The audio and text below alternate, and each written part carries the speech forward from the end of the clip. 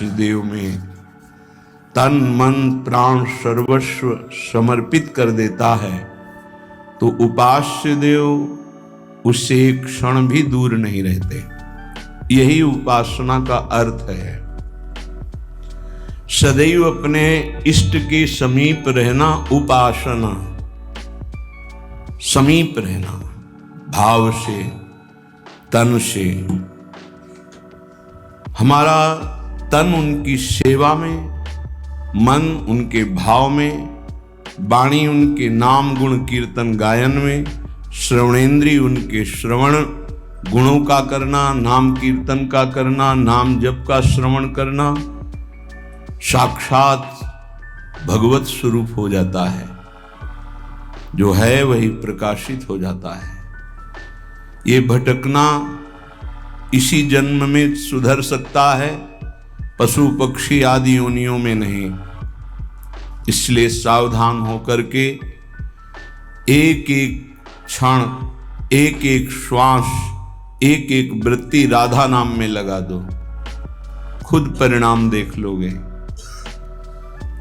श्री कृष्ण चंद्रजू को कोई अपनी तपस्या के द्वारा यज्ञ दान वेदाध्ययन तीर्थ स्नान आदि के द्वारा कभी वशीभूत नहीं कर सकता।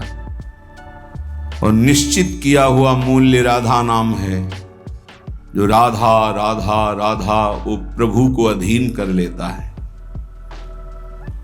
कुछ माफी मांगने की जरूरत ही नहीं पड़ती प्रभु से। अनुल्लिख्यानंता नपि तदपराधान मधुपतिर महाप्रेमा विष्टस्तौ परम देयम विंशति तवैकम श्री राधे गृणत ई नामामृत रसम महिम्ना कह सीमाम स्पृशति तौदास्यैक मनसाम। जो राधा राधा राधा ऐसा उच्चारण करते हैं, प्रभु उनके अनंत अपराधों का लेखा जोखा ही नहीं करते।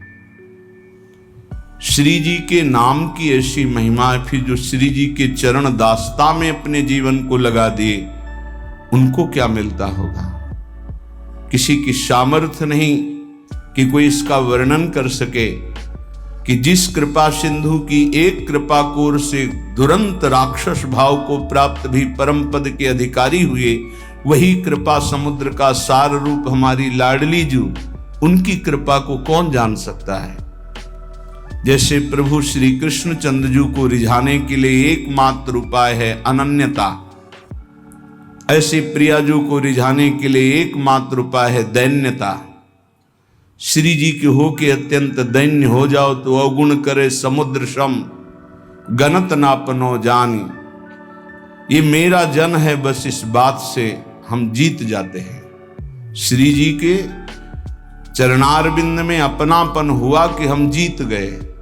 अवगुण करे समुद्र सम, समुद्र के समान यदि अपराध बन जाए तो मेरी लाडली जू मानती ही नहीं कि अपराध हुआ है।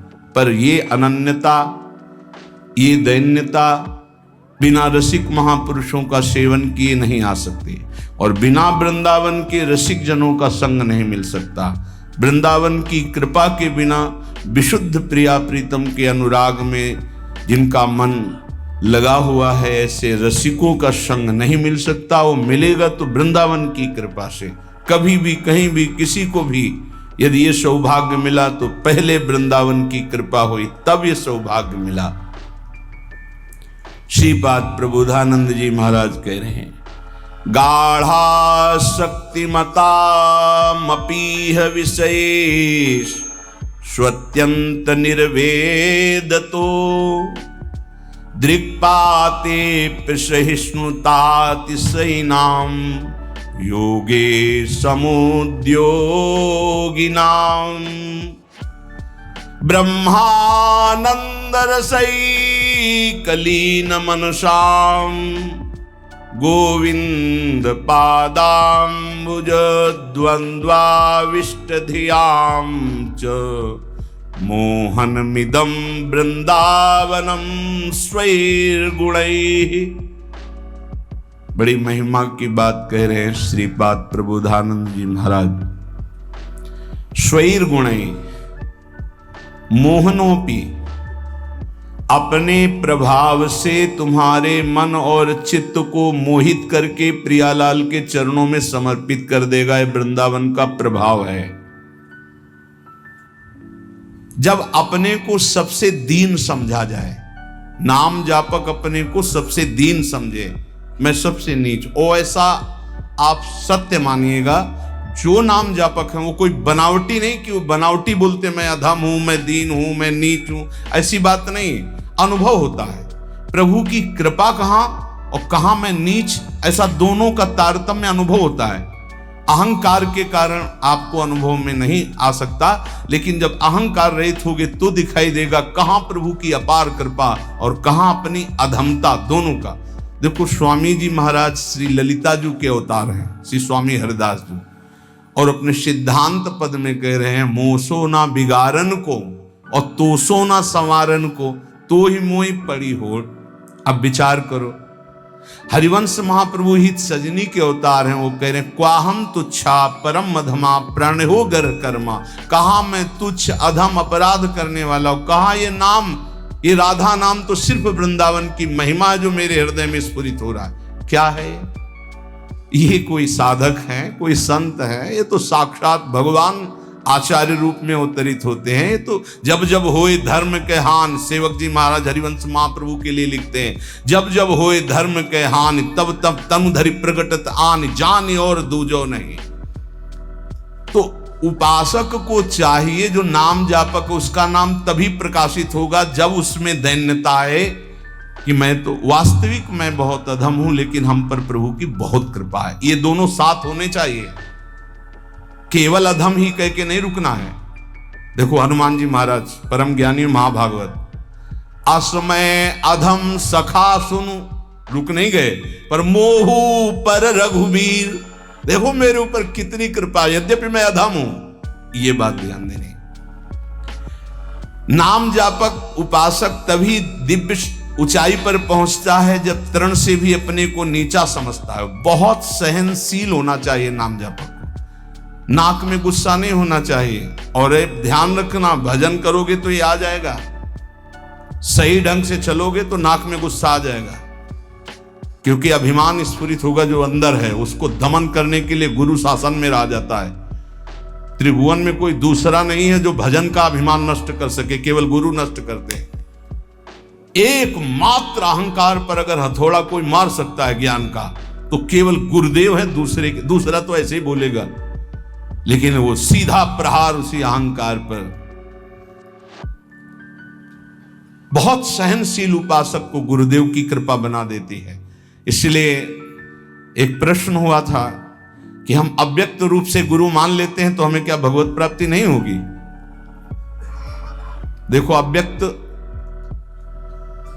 तुम्हें चपत लगाने नहीं आएगा, ध्यान देना। अव्यक्त तुम्हें ऐसा नहीं कि खड़े रहो, यहां यही खड़े रहो जब तक लौट के ना आए, यही खड़े रहो, चलो ऐसा करो। ये हमको प्रगट गुरु चाहिए, क्योंकि प्रगट में फंसे हैं। वो हमको दुलार भी करें, हमें डांट भी सके, हमें चपत भी लगा सके, तभी हम सुधरेंगे। मान लो हम अव्यक्त गुरु मान लेते हैं तो जो मन आया सो कर रहे हैं, वो समझा। अव्यक्त गुरु तुमको कौन ऐसा है जिसको उपदेश नहीं कर रहे? आप बुरा करने चलते हो, अव्यक्त गुरु अंदर रोकते, मान पाते हो आप? एक त्रिभुवन में गुरुदेव के सिवा कोई ऐसा नहीं है जो निर्विकार और निरहंकार कर सके। ये हम खुली बात कहते हैं। भगवान भी हमारे हृदय में बैठे रहे, निर्विकार नहीं किए। जन्म जन्मांतर से हमारे साथ हैं, कभी निर्विकार नहीं किए, कभी निरहंकार नहीं किए। वही हृदयस्थ भगवान अव्यक्त जब व्यक्त रूप गुरु रूप धारण किए तो पक्का सुधार हो गया, पक्का माया से मुक्त करने का मार्ग दिखा दिया। नहीं तो हाथ उठा कहते चाहे सर के बल खड़ा होकर तप करे, अहंकार पे कोई फर्क नहीं पड़ता। 10-10 हजार वर्ष तक खड़े रहे, जटाओं में घोंसले बन गए, चिड़िया बैठी, तुम कितने साल जियोगे? सारा अहंकार मिट्टी में, सब ज्ञान है। तो क्या हुआ? केवल जल पी के रहे तो क्या हुआ? कितने ऐसे पशु पक्षी जल आहार करते हैं, उनको भगवत प्राप्ति हो गई। हर अहंकार की धज्जियां गुरुदेव उड़ाते हैं। और जब गुरुदेव का ऊपर वरद हस्त नहीं रहता तो सिद्धता का नाटक शुरू हो जाता है, नाटक शुरू हो जाता है। इसीलिए अत्यंत दैन्य भाव वास्तविक जब आएगा तो गुरुदेव के चरणों में आएगा। पक्का समझो, हम आपको हृदय की बात कहता हूं, जब तक गुरुदेव की कृपा नहीं तो दो बातों पर विजय नहीं प्राप्त की जा सकती। विकारों पर षड विकार जित, ये गुरुदेव की कृपा, और अहंकार रहित होना केवल गुरुदेव की कृपा, ये दैन्यता केवल गुरुदेव। ये खूब अंदर की बात कह रहा हूं, खूब साधन मार्ग में चल के कह रहा हूं। जब तक गुरु कृपा नहीं होगी प्रगट गुरुदेव की, तब तक दो बातों पर विजय नहीं प्राप्त की, एक तो विकार और दूसरे अहंकार। बहुत सहनशील होना, सहनशील गुरुदेव बनाते हैं, ठोक ठोक के हर जगह, जहां कमजोर हो वहीं पीट पीट के। दूसरों को मान देना और स्वयं अमानी रहना, यह गुरुदेव की कृपा से ही आता है। जो शुद्ध रसिक महापुरुष भगवत प्रेम में डूबे हुए हैं, वही अमानिना मान देन स्थिति प्रदान करते हैं। ये स्थिति बनावटी नहीं होगा, बनावटी टिक नहीं पाएगा। चाहे जितना भारी विद्वान तपस्वी पांडित्य से युक्त क्यों न हो, जब तक वो अपने को तृण से नीच नहीं समझता, सहनशील नहीं होता, दूसरों को सम्मान देना, स्वयं अमानी रहना, तब तक उसमें भगवत भाव का प्रादुर्भाव नहीं होता। ये बात बहुत ध्यान देने की है, नहीं खाली भटकना पड़ेगा। ऐसे हमसे बनते रहेंगे कि अंधा बटे और पड़ा चबाए। भजन करना कठिन, करके बचाना कठिन, बचा के पचाना कठिन। उपासक को चाहिए कि भूख लगे तो आधा पेट भोजन कर ले, प्यास लगे तो जल पी ले। जो विरक्त है उसे सदैव अपने साधन पथ को पुष्ट करते रहना चाहिए। अपने भजन, अपने साधन, अपना संयम, अपना ब्रह्मचर्य। कलयुग में सरल, सहज, महामहिम, परम सिद्धि प्रदान करने वाला नाम है, नाम। एक बहुत बड़े विद्वान थे, महाप्रभु चैतन्य देव नाम जी की महिमा वर्णन कर रहे थे, तो उसने कहा ये सब हम नहीं मानते, ये शास्त्रों में अर्थवाद कहा गया है। अर्थवाद कहते हैं कि फल स्तुति का वर्णन है, ऐसा वस्तुता नहीं है। इतना सुनते ही महाप्रभु ने कानों को ऐसे अंगुली से बंद किया और कहा कृष्ण कृष्ण कृष्ण कृष्ण कृष्ण, श्री हरि श्री हरि श्री हरि श्री हरि। कितनी बड़ी पाप की बात कह दी और हमने सुन लिया। अरे नाम की तो निंदा कर दिया, सुनने मात्र से पाप लगता है। चलो सब चलो, वस्त्र सहित गंगा स्नान करो। इस अपराधी के मुख से नाम की ऐसी अवहेलना सुनने के कारण हम सब अपवित्र हो गए। महाप्रभु सब के सब वस्त्र सहित सचेल, सचेल में कहते हैं कि वस्त्र सहित, वैसे ही गंगा स्नान किया। फिर गंगा जी में खड़े होकर के महाप्रभु भक्तों को कहने लगे, भाई तुम सच्चे मानो, अखिल कोटि ब्रह्मांड नायक श्री कृष्ण के एक एक रोमकूप में असंख्यों ब्रह्मांड हैं। उन श्री कृष्ण को अधीन करने की सामर्थ्य श्री कृष्ण का नाम रखता है, मैं गंगा में खड़े होकर कहता हूं। पक्का पक्का। ये विद्वता भी बहुत कभी कभी भगवान से विमुख कर देती है। एक श्वास में एक नाम ले लिया, कृष्ण, राधा, राम, हरि। भारी पड़ जाएगा तुम्हारे हिसाब में जब तुम्हारा शरीर छूटेगा और तुम्हारे रजिस्टर को देखा जाएगा तो एक कृष्ण नाम निकलेगा, तो वो तुम्हें तार देगा। एक कृष्ण नाम, ये ध्रुवदास जी महाराज कह रहे हैं, एक नाम त्रैलोक ही तारे, जो ना ले सो जन्म ही हारे। पूरे जन्म में यदि भगवान नाम नहीं लिया तो व्यर्थ चला गया जन्म। और जिसने एक बार कृष्ण कहा, राधा कहा, हरि कहा, भारी पड़ जाएगा। यमराज जी महाभागवत हैं, एक नाम की कीमत क्या है, पूरा त्रिभुवन नहीं है, वो विजय को प्राप्त होगा।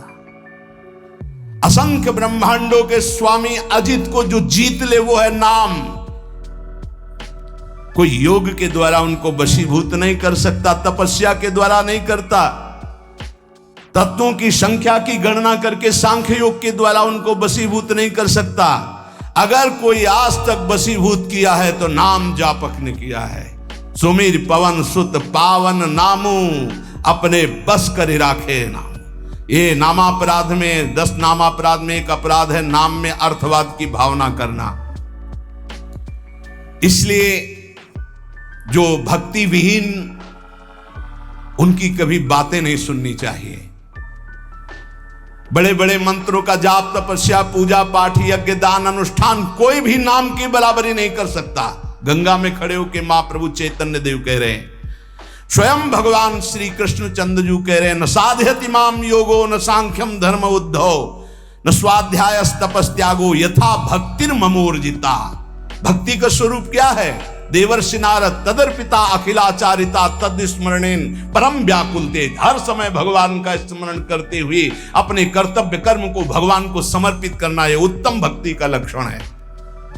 और यही मनुष्य जीवन का परम लाभ है कि प्रभु के चरणों में प्रीति हो जाए। यही ज्ञान का, योग का, धर्म का, कर्म का, सबका फल है। अगर ये नहीं तो बड़ी दुर्गति है। एक बड़ा पशु चलने में असमर्थ, उसके गुदा द्वार से पीछे से कई नोच नोच के उसे खा रहे हैं, और वो केवल चिल्ला रहा है, ना भाग पा रहा, ना कोई बचाने वाला नहीं। साहब ऐसे जिंदा पीछे से नोचे। अब जब तक उसके प्राण रहेंगे कितना भयानक कष्ट पा रहा है। थोड़ा थोड़ा नोच नोच कर खा रहे। विशाल पशु भैंसा उठ नहीं सकता, अब उसे खा रहे। जितना छक जाएगा पेट वो चला जाएगा, दूसरा आएगा खाएगा वो चला जाएगा, जब तक उसके प्राण नहीं निकलेंगे। भयंकर कष्ट पा रहा है। ये प्रत्यक्ष यहां की दशा है। नरक आदि की तो कितनी उद्धार कर लो मानव जीवन में, ये मनोरंजन के लिए नहीं है। बहुत भयावह संसार है जिसे तुम देख नहीं पा रहे हो। जलत ज्वालम सीतै स्वपदम करंदै समयतु, ये जलती हुई ज्वाला है। बचना है तो स्वपदम करंदै समयतु, प्रिया प्रीतम के चरणारविंद की शीतलता से इन तीनों तापों का दमन करके प्रिया प्रीतम को प्राप्त कर लो, अन्यथा कोई उपाय नहीं। मनुष्य शरीर छूटा कि धोखा ही धोखा। क्या तुम समझते हो अविनाशी हो तुम? ये तो नहीं समझ पाए तुम अविनाशी हो। तुम तो देह भाव में विचरण करते हुए भोगों में राजी हो, तो तुम्हें देह ही मिलेंगे, लेकिन ये देह नहीं मिलेगी। बार बार ये देह नहीं मिलती। रसिक शिरोमणि श्री ध्रुवदास जी महाराज कह रहे हैं, बार बार तो बनत नहीं यह संजोग अनूप, मानुष तन वृंदा विपिन रसिकन संग विरूप। बहुत बढ़िया अवसर है, अभिमान न करो, प्रार्थना मान लो। ये जो महापुरुषों की वाणी, संतों की वाणी है, ये आपके परम मंगल के लिए है। ये किसी स्वार्थ से युक्त नहीं है। ये तुम्हारे परमार्थ को, परम अर्थ, परम सुख प्रदान करने वाली है। कोई कितना भी तुम्हारी निंदा करे, क्षमा शस्त्रम करे यस्य दुर्जना किम करिष्यति, अतृणे पतितो वह्नि स्वयमेवोप शाम्यति। वैष्णव के पास एक महान अस्त्र है जिससे वो दूसरों को परास्त करता है। क्या? क्षमा। ध्यान देना, ये वो अस्त्र है जो सांप से भी भारी है। उमा क्षमा सापहु ते भारी, अपने कर्म जाय अपकारी। तुम्हें क्षमा शस्त्रम करे यस्य दुर्जना किम करिष्यति, क्षमा रूपी शस्त्र का प्रहार करो, अर्थात क्षमा कर दो। दुर्जन लोग तुम्हारा बिगाड़ नहीं सकते, क्योंकि भगवान है। जैसे तिनका जलकर भस्म हो जाता है, ऐसे ही दुर्जन लोग अपने आप साप होते भारी। वैष्णव को क्षमा करना चाहिए। कहते हैं कि जैसे छात्र क्लास में पढ़ता है, जब उसकी क्लास बदलने का समय आता है तो उसकी परीक्षा होती है, ऐसे साधु वैष्णव की परीक्षा होती है। क्या परीक्षा होती? उसको गाली दी जाएगी, अपमान होगा, निंदा होगी। ये ध्यान देना, ये परीक्षा अगर पास हो गए क्या, क्षमा और शांति, तो आगे क्लास में पहुंच जाओगे भूमिका में, नहीं फिर नीचे बने रहोगे। इस लोक में तुम्हारी चाहे कोई कितनी निंदा करे, तुम उसकी निंदा मत कर देना। निंदा को सहन करना। निंदा दो प्रकार की होती है, एक अपवाद और एक प्रवाद। महाप्रभु चैतन्य देव कहते, अगर बुरा काम तुमने किया और फिर उसकी निंदा हो रही है तो ठीक हो रही है, तुम्हें बचना चाहिए, उसमें भी तुम्हें नाराज होने की जरूरत नहीं। अगर तुमने बुरा काम नहीं किया और तुम्हारी निंदा हो रही तो बहुत ठीक हो रहा है, तुम्हारा भारी प्रारब्ध जो शरीर में दंड मिलने वाला था वो निंदा के द्वारा काटा जा रहा है। भगवान की विशेष कृपा है। दोनों स्थिति में, प्रवाद और अप्रवाद में भी तुम्हें किसी तरह क्रोध नहीं करना है। बहुत बड़े महापुरुष चरणदास जी महाराज, साधो निंदक मित्र हमारा, निंदक को निकटे ही राखो, हो न देऊ न्यारा, साधो निंदक मित्र हमारा। निंदक नियरे राखिए आंगन कुटी छवाए, कमरे में नहीं बीच आंगन में रखो, उठते बैठते देखे, एक एक दोष वर्णन करे। ये बड़ी बढ़िया बात है। निंदा करने वाले भारी पापों का नाश कर देते, बात मान लो। पर जब निंदा होती है तो ऐसे लगता है जैसे दिया सलाई पेट्रोल डाल के लगा दी गई नहीं छाती। और उसके प्रति यही आएगा कि अगर तप होता तो राख ही करके और दिखा देते लोगों को। हाँ, ये अगर अंदर वृत्ति है तो भगवदानंद की अनुभूति नहीं होगी, ध्यान रखना। सहना पड़े अपवाद और प्रवाद। अपवाद, यदि गलती हुई है उसकी निंदा हो रही तब तो ठीक ही हो रही, उसमें क्या बोलना है। और अगर गलती नहीं हुई, निंदा हो रही तो बहुत ठीक हो रहा, तुम्हारे प्रारब्ध का नाश हो रहा, पूर्व प्राप्त जो शरीर को दंड मिलता और निंदा देके भुगता दिया गया। कह रहे निंदक को निकट ही रखो, बढ़िया सुविधा देके रख सकते हो। प्रशंसा वाले को रखा जाता है नजदीक। खड़े हो माइक।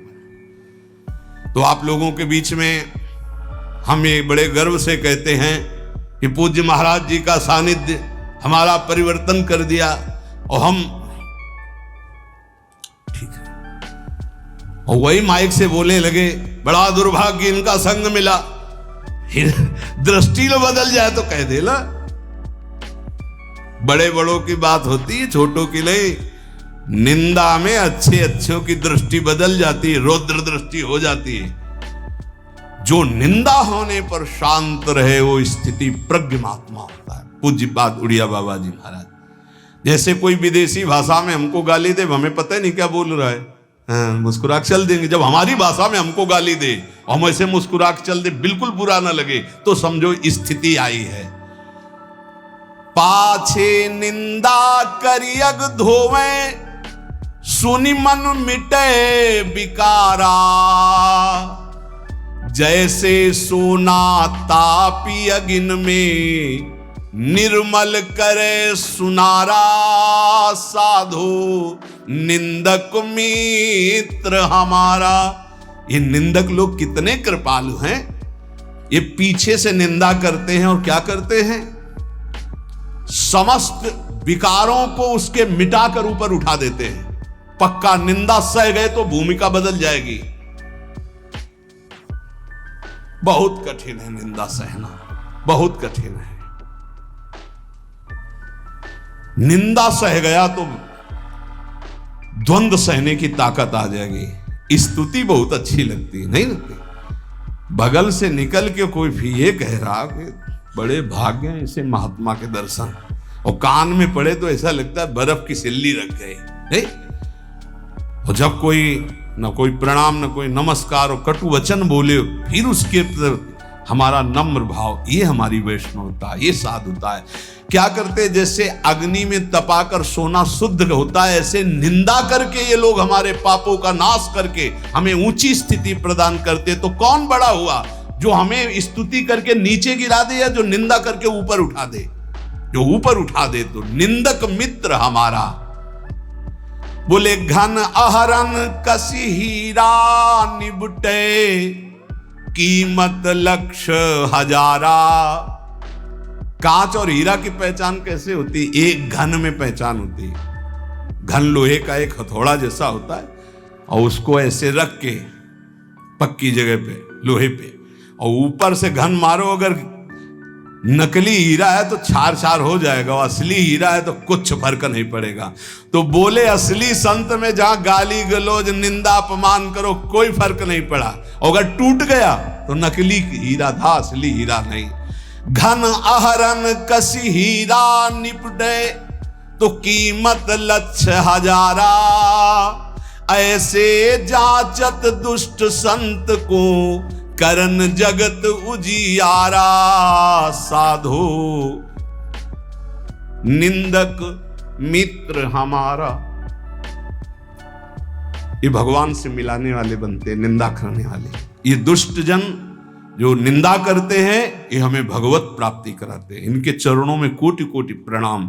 ये संसार में फंसने नहीं देते, छोटी सी छोटी गलती सामने रख करके हमको भगवान से मिला देते हैं, हमारे पापों का नाश कर देते हैं, हमारी बाधाओं का नाश कर देते हैं। जोग यज्ञ जप पाप कटन ही तू करे, सकल संसारा।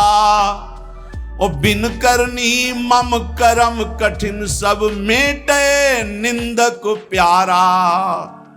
कितनी बढ़िया बात।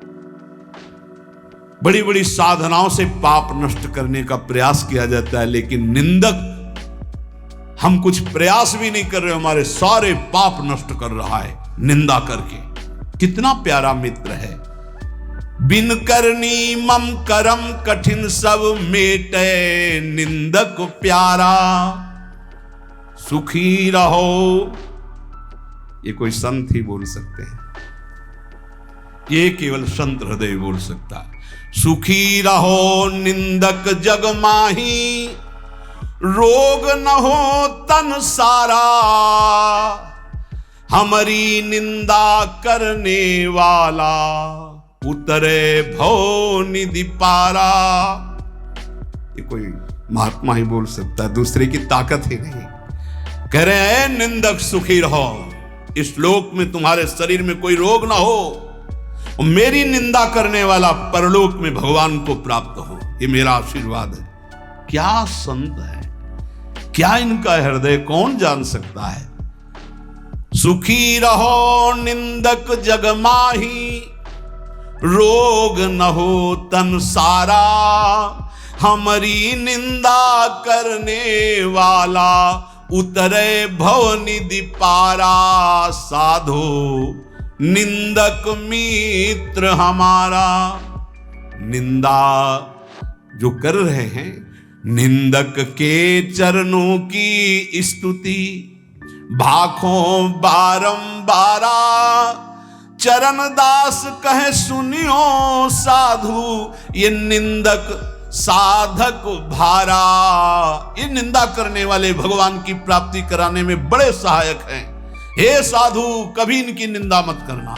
जो तुम्हारी निंदा करे तुम सह जाना, तुम्हें भगवत प्राप्ति करा देंगे, पक्की बात। इसलिए महाप्रभु चैतन्य देव अपने श्रीमुख से कह रहे हैं कि यदि लौकिक और पारलौकिक उन्नति प्राप्त करना चाहते हो तो तुम अपनी निंदा की कभी अवहेलना मत करना। तुम्हारी निंदा हो रही, बड़े प्यार से चुपचाप सुन लेना और क्षमा कर देना, तो तुम इस परमार्थ के क्लास में ऊपर उठ जाओगे।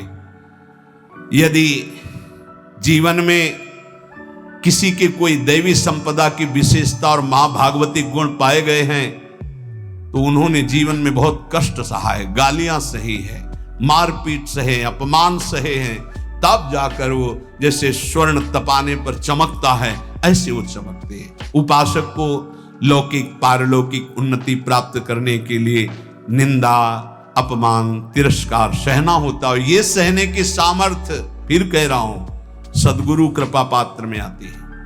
जो सदगुरु प्रदत्त नाम जप करता है, मंत्र जप करता है और उनके चरणों में दैन्य होके रहता है, उनकी आज्ञा में रहता है, तो ये सब जितनी सामर्थ्य देवी संपदा की वो सब जागृत हो जाती है।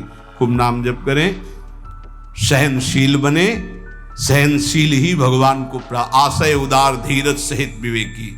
सहनशील, आशय उदार, धीरज सहित विवेकी, ये परमार्थ का विजयी योद्धा होता है। धैर्यवान, विवेकवान, सहनशील, उदार आशय, सबका देखो कितना उदार आशय।